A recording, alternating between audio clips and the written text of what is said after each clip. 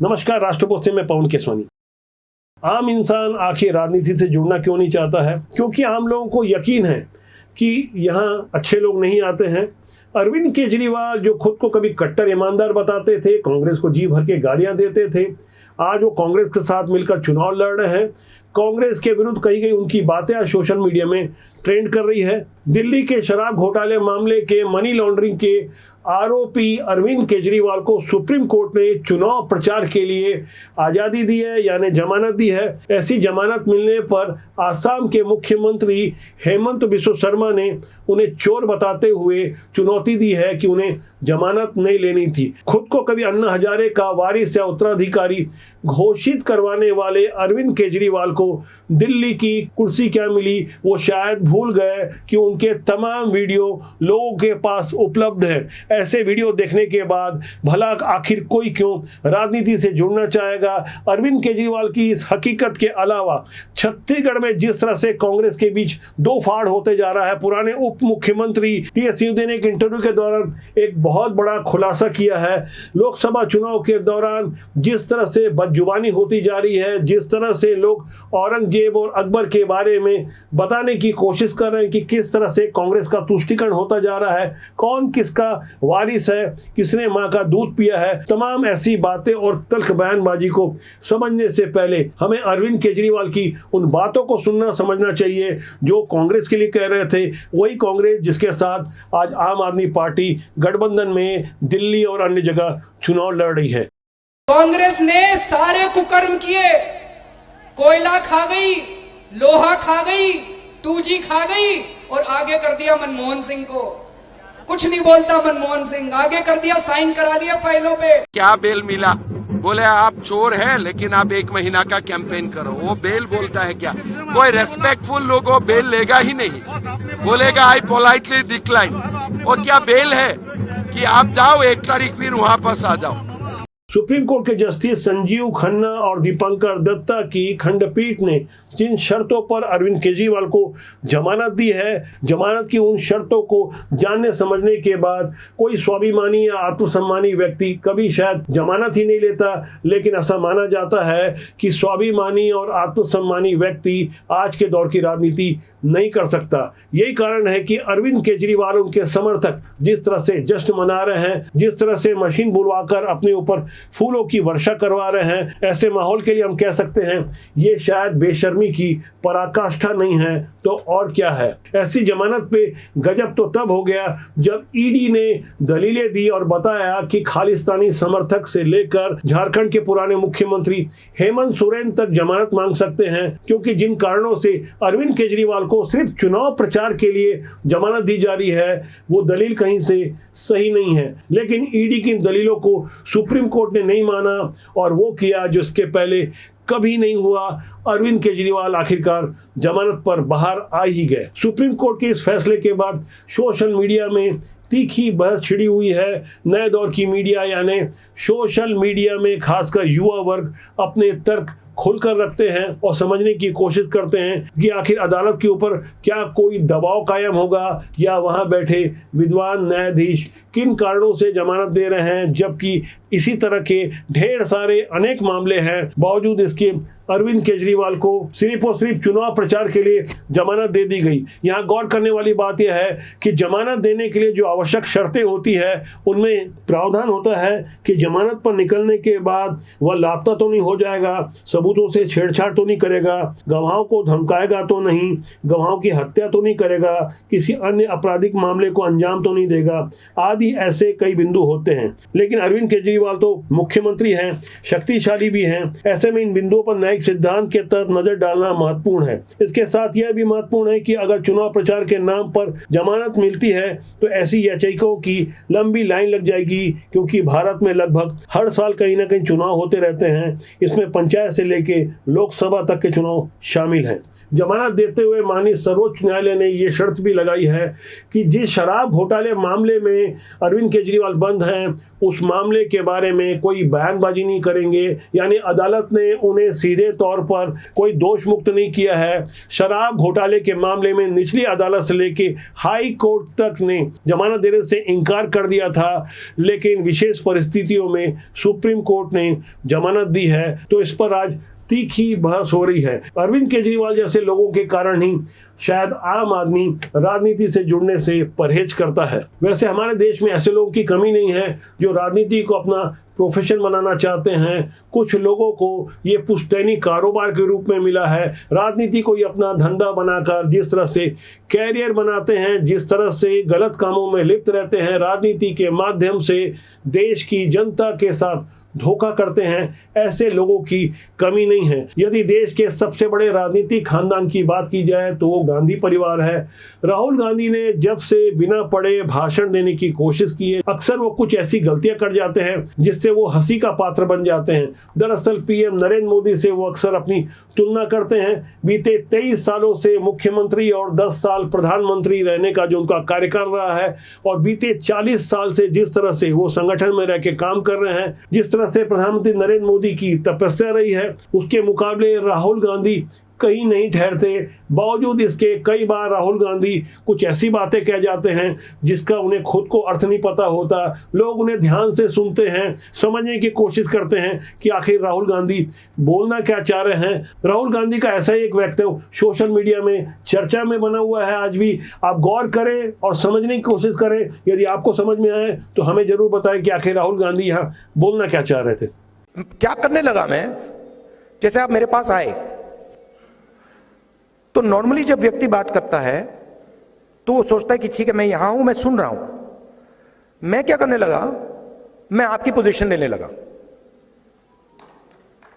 बात समझ आई? मैं अपने आप को छोड़ के आपके अंदर घुस के ये आया मेरे पास, ये क्या देख रहा है, ये क्या बोल रहा है, ये क्या कहना चाह रहा है, तो वो चेंज आ गई और बिल्कुल जो लोग बोल रहे थे उसका मतलब ही बदल गया।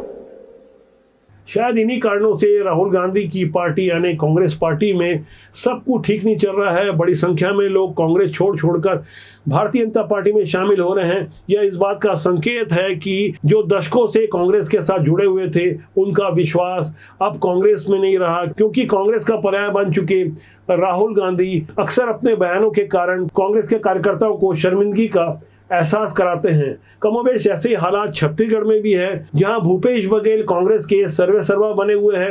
उनके विरुद्ध आपराधिक मामले चल रहे हैं। भूपेश बघेल के नेतृत्व में ही विधानसभा चुनाव लड़ा गया। 5 साल मुख्यमंत्री रहने के बाद जिस तरह से कांग्रेस की पराजय हुई है और जिस तरह से लोकसभा चुनाव के दौरान ही करीब 30,000 कांग्रेस के बड़े पदाधिकारी और जमीनी कार्यकर्ता कांग्रेस छोड़कर भाजपा में शामिल हुए हैं। ऐसे माहौल में भूपेश बघेल मंत्रिमंडल के सबसे करीबी और उनके सहयोगी टी.एस. सिंहदेव बाबा जो उप मुख्यमंत्री थे, नंबर 2 की पोजीशन पे थे, उन्होंने एक इंटरव्यू देकर भूपेश बघेल और कांग्रेस की कलई खोल दी है।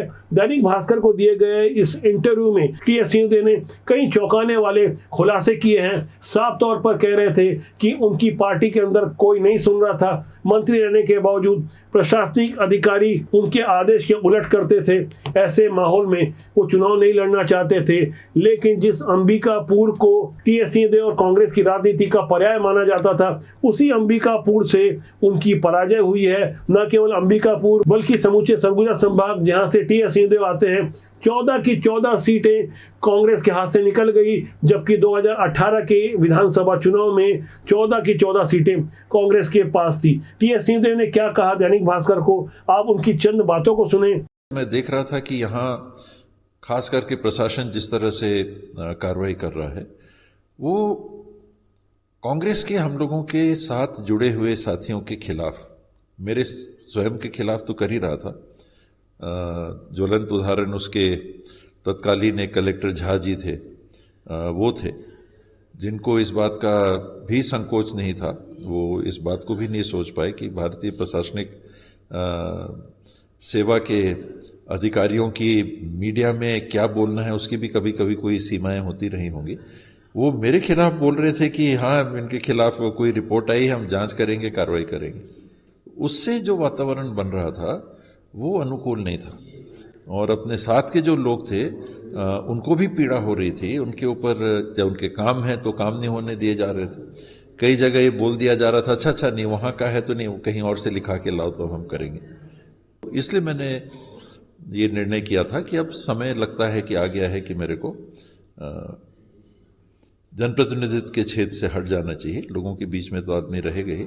वैसे ये पहला मौका नहीं है जो टी.एस. सिंहदेव छत्तीसगढ़ कांग्रेस के साथ इस तरह की बगावत कर रहे हों। विधानसभा चुनाव के ऐन पहले प्रधानमंत्री नरेंद्र मोदी के मंच से उन्होंने छत्तीसगढ़ में अपनी ही सरकार के विरुद्ध कुछ ऐसी बातें कह दी जिससे कांग्रेस परेशान हो गई। तब उन्होंने कहा था कि केंद्र सरकार कोई भेदभाव नहीं करती, जबकि इससे पहले पंचायत मंत्री रहते उन्होंने अपनी ही सरकार के विरुद्ध इस्तीफा देते हुए इस्तीफे का जो कारण बताया वो केंद्र सरकार के पक्ष में था। प्रधानमंत्री आवास नहीं बनने के विरुद्ध उन्होंने बगावत की थी। ऐसी बगावत के पीछे वजह भी साफ है। दरअसल जून 2021 में उन्हें छत्तीसगढ़ का 2.5 साल तक मुख्यमंत्री बनना था, जैसा कि पहले समझौता हुआ था। लेकिन उस समय के मुख्यमंत्री भूपेश बघेल ने पार्टी आला कमान के सामने विधायकों की संख्या दिखाकर दबाव बनाया। तब से शांत स्वभाव वाले टी.एस. सिंहदेव गाये बगाए अपने बगावती स्वर को मजबूती देते रहते हैं। अपने इस इंटरव्यू के दौरान टी.एस. सिंहदेव कह रहे थे कि प्रशासनिक अधिकारियों में एक बात फैल गई थी कि टी.एस. सिंहदेव जो कहेंगे ठीक उसका उल्टा होगा। इस इंटरव्यू के दौरान उन्होंने महादेव सट्टा ऐप से लेके कोल स्कैम के बारे में खुलकर बातें की और एक तरीके से स्वीकार भी किया कि कांग्रेस की इसमें संलिप्तता थी। यह भूपेश बघेल के लिए बहुत बड़ी चुनौती है। उन्हें समझना होगा कि आखिर टी.एस. सिंहदेव क्यों ये इंटरव्यू दे पा रहे हैं और खासकर छत्तीसगढ़ कांग्रेस में जिस तरह से अंदर खाने घमासान मचा हुआ है उसके लिए वो किस हद तक कसूरवार है। भूपेश बघेल का चेहरा वैसे तो छत्तीसगढ़ की राजनीति में अभी और दागदार होने वाला है, क्योंकि महादेव सट्टा ऐप मामले में जिस तरह से ईडी और ईओडब्ल्यू कार्रवाई कर रही है छापेमारी के बाद भूपेश बघेल चूंकि एक आरोपी हैं, एफआईआर में उनका नाम है, 7 धाराओं में वो आरोपी बनाए गए हैं। भ्रष्टाचार निवारण से लेकर 420 तक की धाराएं लगाई गई है। तमाम सबूत इकट्ठे किए जा रहे हैं, जिसके बाद हो सकता है कि छत्तीसगढ़ की राजनीति में एक बड़ा भूचाल है।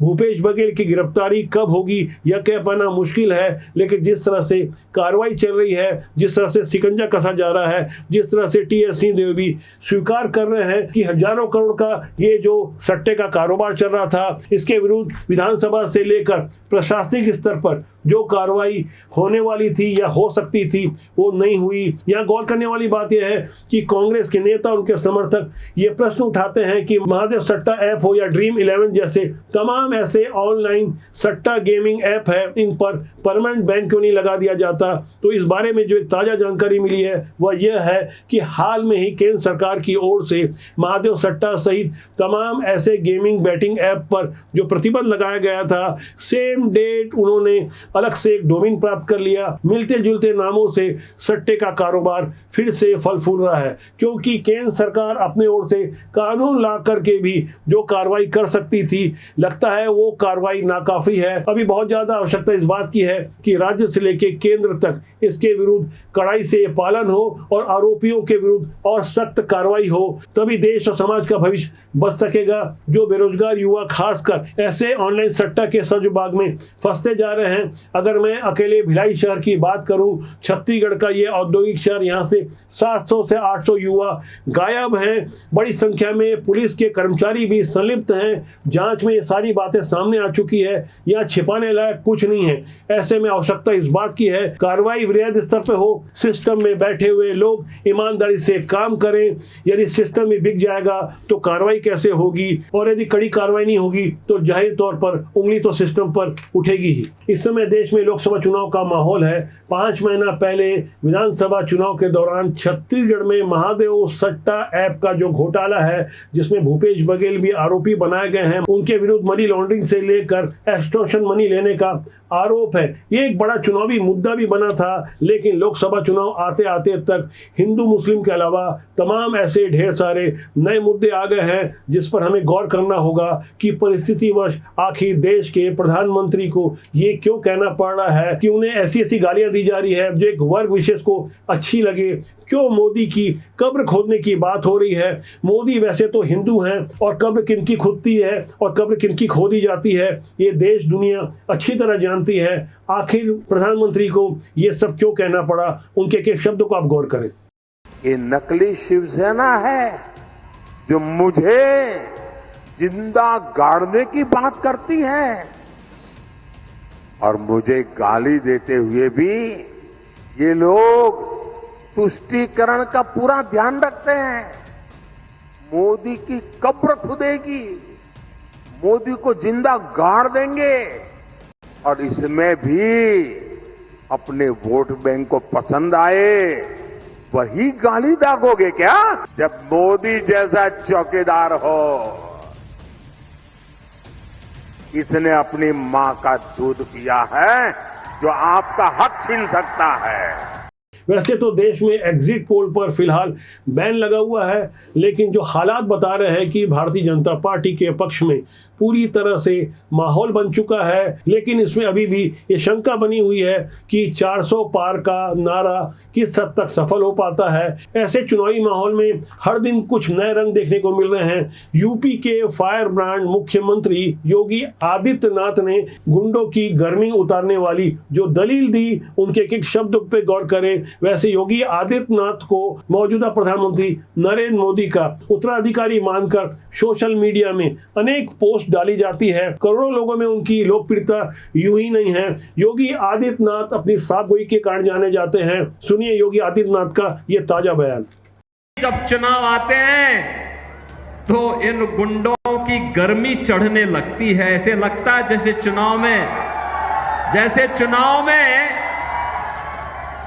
चुनाव आते ही इनको लगने लगता है कि जैसे अब ये लोग फिर से जनता पे अपना कहर ढाने लग जाएंगे। लेकिन इनकी गफलत है ये। भारतीय जनता पार्टी जनता जनार्दन के आशीर्वाद से उनकी सेवा करते हुए प्रधानमंत्री मोदी जी के नेतृत्व में लगातार कार्य कर रही है और चुनाव परिणाम आएंगे, गुंडों की गर्मी भी धीरे धीरे करके अपने आप शांत होती जाएगी। 22 जनवरी 2024 को जब अयोध्या में प्रभु श्री राम के मंदिर में प्राण प्रतिष्ठा हुई और उसके बाद जिस तरह का राजनीति का उभार आया, जिस तरह से हिंदुत्व को लेकर राजनीति हुई और जिस तरह से सनातनी जनता एकजुट होकर काम कर रही है, जिस तरह का माहौल बना है, इस बीच लोकसभा चुनाव में हिंदू मुस्लिम की बातें उठ रही है।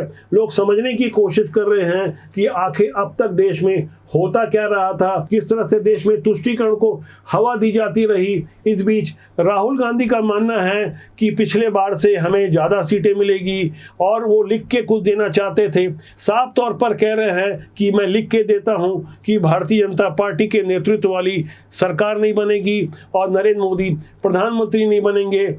आप लिख के ले लो, यहां पे बीजेपी की सबसे बड़ी, देश में सबसे बड़ी हार उत्तर प्रदेश में होने जा रही है, लिख के ले लो।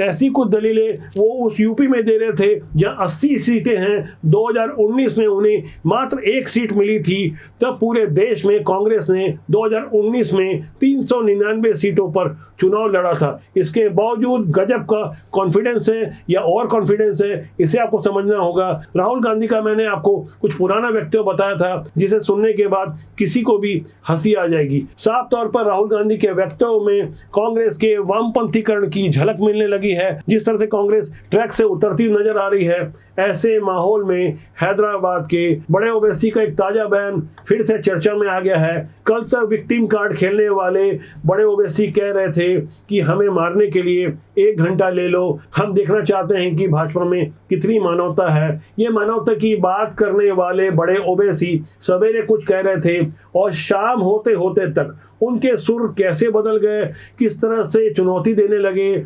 छोटे तुमको मालूम ही क्या है छोटा क्या है नहीं मालूम तुमको, तोप है वो। बोर बच्चा है, सालार का बेटा है, बहुत मुश्किल से समझा के बिठाना पड़ता उनको, बहुत मुश्किल से। और उनको समझाने वाले का नाम असदुद्दीन ओवैसी है, किसके बाप को नहीं सुनने वाला है छोटा। बोल दूं कल से शुरू करो बैटिंग। अभी खाली उन्होंने टाइमिंग कर रहे, सिंगल ले रहे, 1 2 3 कर रहे। अगर शुरू हो गए T20 का तो फिर तुम्हारा भी T20 फिर कैसा होगा देखो। हाँ, अरे आप बताइए, आप 15 सेकंड का दे इनको, 15 सेकंड। मुर्गी का बच्चा हूं मैं? हाँ, 15 सेकंड का दे, बोलो ना कहां पे आना आता मैं। छोटे ओवैसी यानी अकबरुद्दीन ओवैसी के बारे में जो बातें बता रहे थे, उन्हें टोप बता रहे थे और बता रहे थे कि 2020 का मैच कैसे खेला जाता है। इस तरह से धमकी भरे अंदाज में वो जिस सुराब की बात कर रहे थे, दरअसल मीर सुराब अली 1857 की क्रांति के समय हैदराबाद के प्रधानमंत्री थे और वो उस वक्त अंग्रेजों का साथ दे रहे थे। यानी गद्दारी से इस परिवार का पुराना नाता रहा है। तभी चुनाव के समय रंग बदलने वाले ओवैसी के ऐसे अनेक पुराने बयान हैं जिस पर हमें गौर करना चाहिए कि ऐसे लोग किस तरह से रंग बदलते हैं। 2022 में भी उन्होंने जनता को चुनौती देते हुए पूछा था, जब योगी और मोदी नहीं रहेंगे तब तुम्हें बचाने वाला कौन होगा। और हम मुसलमान वक्त के एतबार से खामोश जरूर हैं, मगर याद रखो हम तुम्हारे जुल्म को भूलने वाले नहीं हैं। हम तुम्हारे जुल्म को याद रखेंगे। अल्लाह अपनी ताकत के जरिए तुमको निस्तो नाबूद करेगा इंशाअल्लाह ताला। और हम याद रखेंगे, हालात बदलेंगे जब कौन बचाने आएगा तुमको। कुछ लोग ऐसी बयानबाजी को लोकतंत्र की खूबसूरती बताते हैं, लेकिन दरअसल ये खूबसूरती नहीं, खुली कायरता है जिसे सिस्टम में बैठे हुए लोग भी स्वीकार करते हैं और हमारे देश का कानून भी इस बात की इजाज़त देता है कि ऐसे लोग कुछ भी बोलते रहें और हमारा सिस्टम उन्हें स्वीकार करता रहे। लेकिन बदले हुए हालात में हमें ऐसे लोगों का मुंह तोड़ जवाब देना है। ऐसे ही लोगों के कारण लोग राजनीति में आने से परहेज करते हैं, लेकिन हमारा मानना है कि राजनीति बुरी नहीं होती, उसमें काम करने लोग अच्छे बुरे होते हैं। तो आज के लिए इतना ही। मेरा आपसे आग्रह है कि नीचे दिए गए नंबरों पे यदि आप सहयोग करना चाहें तो सहयोग करें। राष्ट्रबोध के साथ बने रहें। राष्ट्रबोध आपका अपना जनमंच है जिसका सूत्र वाक्य है राष्ट्रहित सर्वोपरि। साथ ही मेरा यह भी आग्रह है कि चैनल को देखें, लाइक करें, शेयर करें, सब्सक्राइब करें, बेल आइकन का बटन जरूर दबाएं। नमस्कार।